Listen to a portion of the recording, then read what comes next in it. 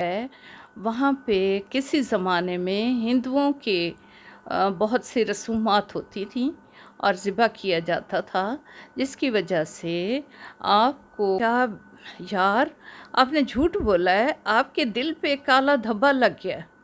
پھر اس نے بولا تو اس نے کہا بھائی اب دوسری دفعہ لگ گیا، ارے یہ تو سارا دل کالا سیاہ ہو جائے گا۔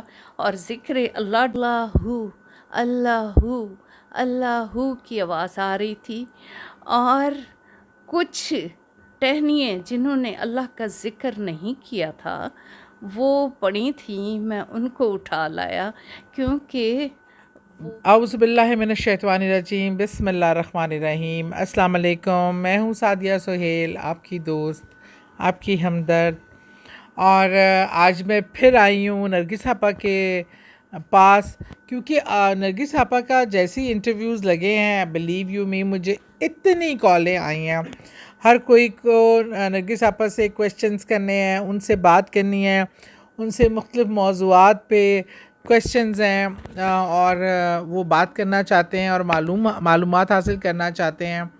تو میں نے کہا ایک ان سے ملاقات کا چینل کے تھرو تو انشاءاللہ ایک طریقہ کار بنا ہی رہے گا، اور اس کے علاوہ بھی جہاں میں ایسا کیس سمجھتی ہوں تو وہ وہاں پہ ریفر بھی کر دیتی ہوں۔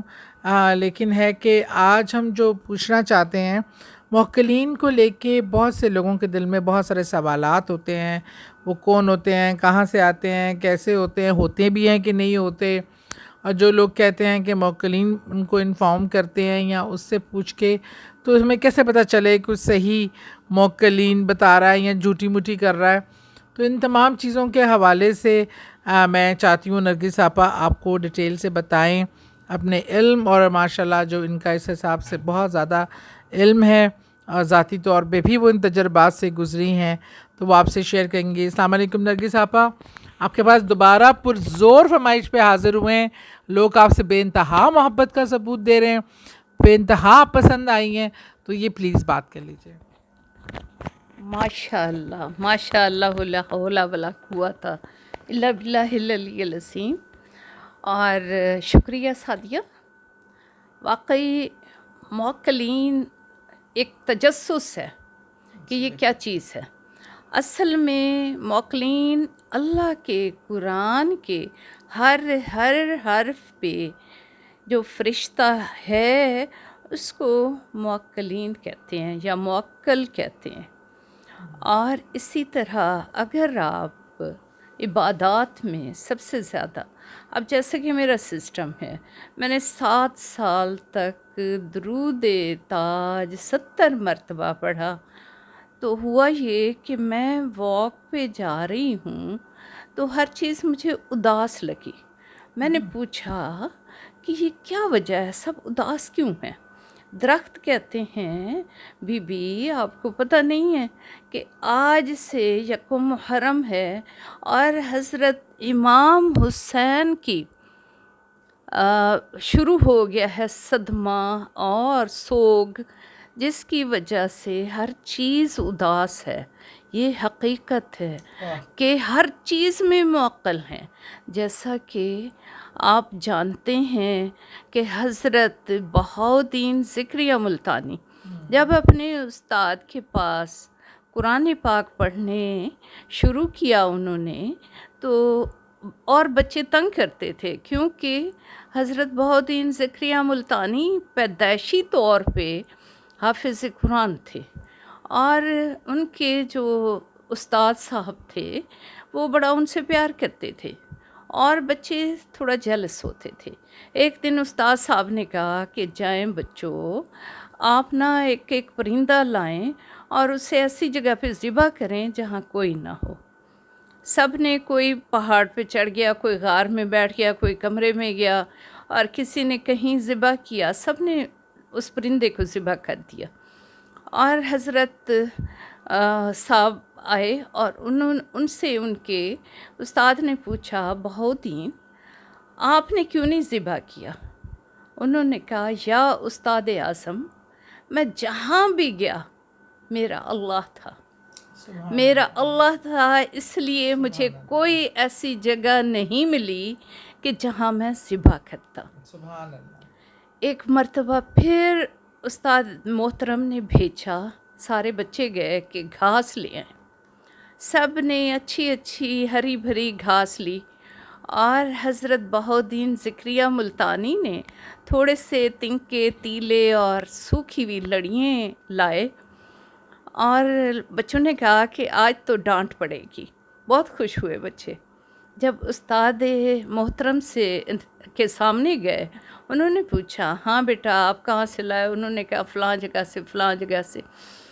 और जब बहाउद्दीन से पूछा गया तो उन्होंने कहा, उस्ताद मोहतरम मैं जहाँ भी गया, सुबह का टाइम था, हरी भरी घास थी, अल्लाहू अल्लाहू अल्लाहू की आवाज़ आ रही थी और कुछ टहनियाँ जिन्होंने अल्लाह का ज़िक्र नहीं किया था वो पड़ी थी, मैं उनको उठा लाया क्योंकि वो उनसे जो आवाज़ आ रही थी अल्लाह की, तो इसलिए मेरा दिल नहीं चाहा कि मैं उस हरे भरे घास को काटूं। अभी थोड़े दिनों की बात है, मेरा नवासा मेरे साथ जा रहा था, एक दरख्त की शाख सूखी हुई गिरी पड़ी थी। कहता है अम्मी जान ठहरे, एक तो मैं इस शाख को थोड़ा सा दूर कर दूं कि कोई गाड़ी पंचर ना हो, नंबर 2 देखें इसने अल्लाह का ज़िक्र छोड़ा है, दरख्त से सूख के गिर गई है और देखें अब उसकी कोई वक़्त नहीं, फेंकने के काम आ रही है। तो इसी तरह शुरू था मुअक्कलात का। मुअक्कलात वो इल्म है जो अल्लाह और कुरान पाक के हर हर्फ से शुरू होता है, क्योंकि कुरान पाक ऐसी चीज़ है कि वो हिकमत है, पूरी हिकमत है और यही मुअक्कलात हैं। आप इसका तजर्बा करके देखिए, ये सच है। राइम बच्चा जो है जिसने लकड़ी का बताया था, तो उसने अपने भाई को कहा, भाई यानी कि मेरा बच्चा जो लेपालक है, वो थोड़ा सा उसने झूठ बोला। उसने कहा यार आपने झूठ बोला है, आपके दिल पे काला धब्बा लग गया। फिर उसने बोला तो उसने कहा भाई अब दूसरी दफ़ा लग गया। अरे ये तो सारा दिल काला स्याह हो जाएगा और ज़िक्र अल्लाह डालो, इसे साफ़ करो और अल्लाह से माफ़ी मांगो, फिर जाके आपका दिल साफ़ होगा, अल्लाह दुआएं सुनेगा। तो इस तरह से मैं आपको बताती हूँ कि एक महफ़िल में मैं बैठी हुई थी, मेरे पास एक ख़ातून आई। उसकी सोच कुछ इस तरह से थी कि कहीं दूर से आई थी और मुझे देख के कहती है, उस वक्त मेरी उम्र छोटी सी थी और वो बड़ी हाफिज़ कुरान ख़ातून थी। मुझे देख के कहती हैं कि दिल में कहती हैं कि ये मेरे लिए क्या करेगी, मैं तो हाफिज़ कुरान हूँ। मैंने दिल में सोचा और मुस्करा दी। मैंने कहा दरअसल अल्लाह का ये इल्म है और अल्लाह के कुरान पाक के जो मुअक्कलात हैं वो ये हैं कि आप ये सोच रही थीं, तो आगे भी अल्लाह ताला ने शिफा देनी है और आपका घर जहाँ पे है वहाँ पे किसी ज़माने में हिंदुओं के बहुत सी रसूमात होती थी और ज़िबा किया जाता था, जिसकी वजह से आपको कोई चीज़ ऐसे खींचती है, ऐसे आप बहुत परेशान हो जाती हैं और आपसे इबादत नहीं होती। तो उसने कहा वाकई ऐसे है, अल्लाह ताला माफ़ फरमाए।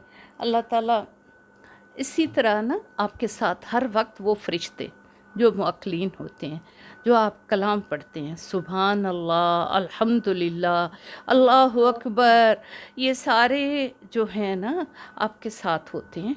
आप जैसे रात को सोते वक्त आयतुल कुर्सी पढ़ते हैं, आप रसूल पाक सल्लल्लाहु अलैहि वसल्लम को मौला अली ने कहा कि या नबी सल्लल्लाहु अलैहि वसल्लम, मैं जब सोता हूँ तो ऐसी घड़ जैसे अजीब सी चक्की चल रही हो और मेरे कानों में अजीब सी गूं की आवाज़ आती है। आप रसूल पाक सल्लल्लाहु अलैहि वसल्लम ने फरमाया ये फ़लाँ जिन है जो आपको तंग कर रहा है, आप आयतल कुर्सी چاروں کل اور چاروں کلمے پڑھ کے سویا کریں، الحمد بھی ساتھ پڑھا کریں، تو انشاءاللہ اسے کہیں کہ آپ کو واسطہ حضرت سلیمان علیہ السلام کا میرے نبی حضرت محمد صلی اللہ علیہ وسلم کا حکم ہے کہ اب دفع ہو جاؤ، پھر نہ آنا، اور اس کے بعد وہ نہیں آیا۔ تو الحمدللہ اصل میں آپ ہمارے اندر ایسی پاور ہونی چاہیے، ایک تو باوضو رہیں، دوسرا دل صاف ہو، انما اعمال بالنیات، اور ہماری نیت اتنی صاف ہو، صدقہ و خیرات دیں، اور موکلات جن کی صورت میں نہیں آتے فرشتوں کی صورت میں ہوتے ہیں، اور جو بابے کہتے ہیں موکلات، انہوں نے جن تابع کیے ہوتے ہیں، جس کی وجہ سے انہیں بھی پتہ چل جاتا ہے فوری طور پہ، اور آپ کو بھی پتہ چل سکتا ہے کیونکہ آپ مسلسل قرآن پاک پڑھتے رہیں اور موکلات حاصل ہو جاتے ہیں۔ جیسا کہ میں نے آپ کو پچھلے پروگرام میں بتایا کہ ایک بچے پہ جو اثرات تھے، اسی وقت موکلات کو بلایا گیا اور آگہی ہوئی۔ اسی طرح بہت سے ایسے مسئلے مسائل ہیں، جس طرح کہ اولاد کا نافرمان ہونا۔ آج کے چھوٹے چھوٹے بچے نافرمان کیوں ہو رہے ہیں؟ اس کی بھی یہی وجہ ہے کہ وہ بچے دراصل پہلے وقتوں میں ہماری مائیں ہمیں اپنا دودھ پلاتی تھیں، چھلے میں بھی وہ وضو کرتی تھی، چھلے کے بعد بھی وہ وضو کرتی تھی، اور وہ دودھ بسم اللہ الرحمن الرحیم کر کے پلاتی تھیں باپردہ طریقے سے، اور اس بچے میں طاقت اور بیماری سے لڑنے کی قوت مدافعت ہوتی تھی۔ آج کے دور میں ہماری مائیں، آج کے دور کی جو ہماری مائیں ہیں، وہ ڈبے کا دودھ پلاتی ہیں۔ میں دیکھ رہی تھی ایک رکشے والے کے ساتھ ایک بائک والا بچہ لڑ رہا تھا۔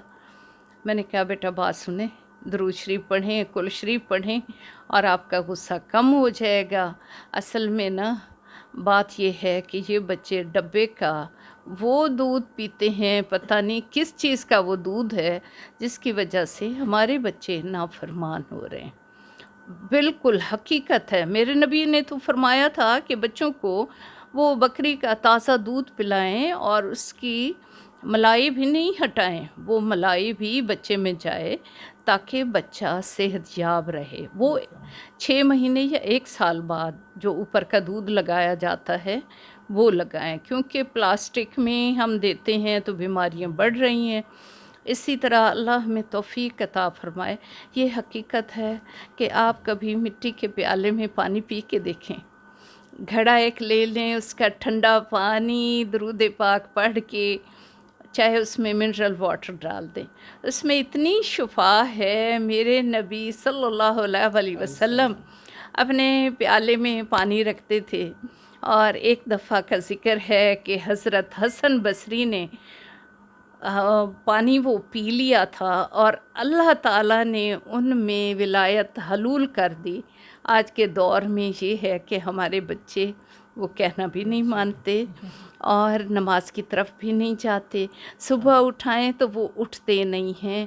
اس کا طریقہ کار یہ ہے، میں آپ کو بتاتی اس کا ہوں۔ میں سمجھتی ہوں ہم ایک الگ پروگرام جی رکھیں گے جی جس میں بچوں بالکل، کے لیے جی جی ہم اس میں ان کا سبق کا کہ بالکل کس طرح ان بالکل کو ہم بالکل صحیح راستے ذہنی، پہ لا جی سکتے جی ہیں۔ جی جی جی تو بالکل بالکل۔ اس طرح نا ان بچوں پہ خاص طور پہ درود تاج پڑھ کے نا پھونکا کریں انشاءاللہ، اور شام کے ٹائم ان پہ سورت کوثر دم کر دیا کریں۔ لیکن ابھی میں نے اس کا پورا نسخہ نہیں بتایا، وہ انشاءاللہ اور پروگرام میں میں آپ کو بتاؤں گی، اور وہ لازمی ہو کہ آج کے بچے نماز پڑھیں اور قرآن پاک پڑھیں انشاءاللہ آمین۔ یہ میں سعدیہ کو دے رہی ہوں جان، تھینک یو۔ بہت شکریہ۔ اسی طرح آپا کے ساتھ آپ ڈفرینٹ پروگرامز پہ، ڈفرینٹ سبجیکٹس پہ ہم بات کرتے رہیں گے، فیڈ بیک ضرور دیجیے گا۔ بہت شکریہ۔